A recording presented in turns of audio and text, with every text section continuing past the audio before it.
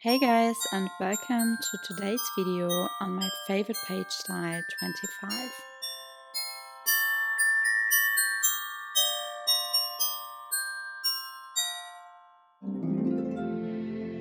So for my favorite page style number 25, which is my last page style in this advent calendar series, I wanted to include a waterfall page.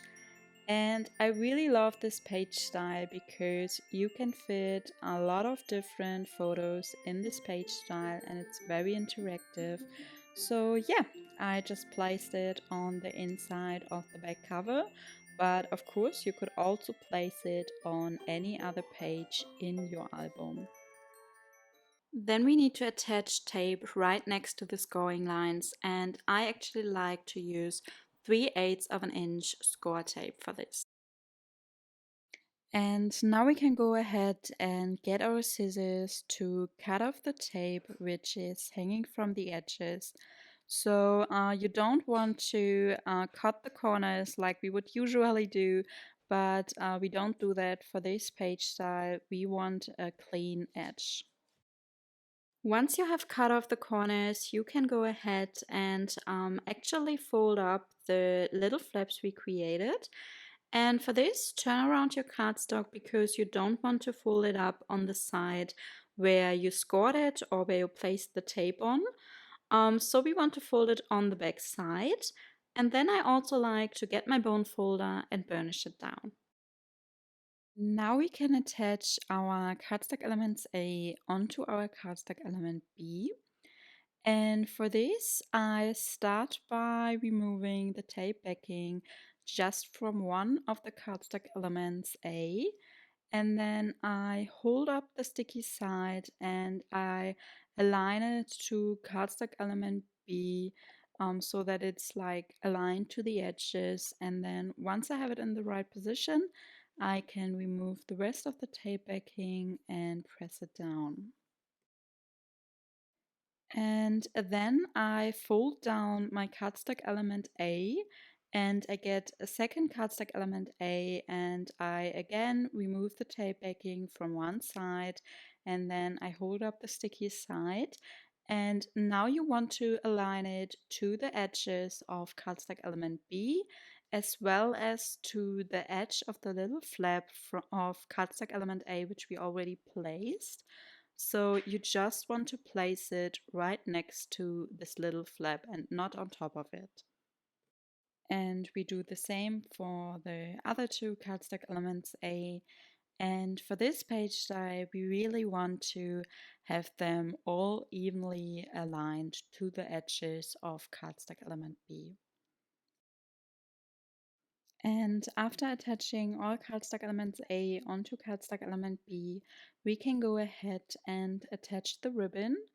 And for this, I use my Tim Holtz ruler and I turn around the little booklet we created, the waterfall, and then I find the middle of the sides and I just get my pencil to mark it. And after marking down the middle of the cardstock element, we can use a little bit of tape and just place it on there on both sides. And then you can remove the tape backing and place the ribbon on both sides. But as you can see here, I didn't cut my ribbon first, so you could cut it in two pieces first, or you do it the same as I do it here. So I just place it on both sides, and after attaching it, I get my scissors and I cut the ribbon in two pieces. And for this, I like to hold it where I want the bow to be at. And you actually want your bow to be on top of the waterfall and not in the middle of the first cardstock element A.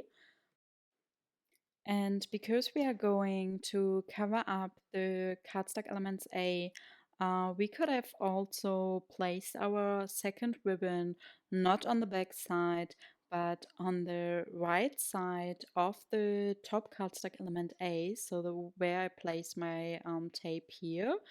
but I accidentally placed it on the back side, and it doesn't matter. It's just like if you want to save up a little bit of your ribbon, you could also just place it on the top of cardstock element A. And what I also like to do to secure my ribbon and set it in place is I get two pieces of tape again, and I just place it on top of the ribbon right where I attached it. And now we can start by attaching our pattern papers A onto our cardstock elements A. And when I attach my pattern paper onto my cardstock elements, I always prefer to use wet glue instead of tape, because by using wet glue, you are still able to move around your pattern paper until you find the right position and have an even border of cardstock around it. And now we can attach our pattern paper for the basic page onto our basic page. And then we can just do the last step, which is attaching the waterfall onto the basic page. And for this, I like to use my tape again, because while I love using wet glue for attaching pattern paper onto the cardstock elements, I would always use tape to attach any cardstock element onto another cardstock element as well as onto the basic page. So I use my tape here and I place it around the edges, and then I just get my basic page and remove all of the tape backing, and then I hold my waterfall and I find the right position, and when I think I have the right position, I press it down. But what I also like to do when I use ribbon in my page styles, I always want to make sure that they don't rip apart so easily. So I actually get a lighter and then I just burn the ends of the ribbon, and this actually prevents them from ripping apart. So yeah, that's it for today's video, and I hope that you enjoyed watching it. If you did so, please give it a thumbs up, and also I would love to get your feedback in the comments down below. So if you have any question, you could also leave it in the comments, and then see you in my next video. Bye!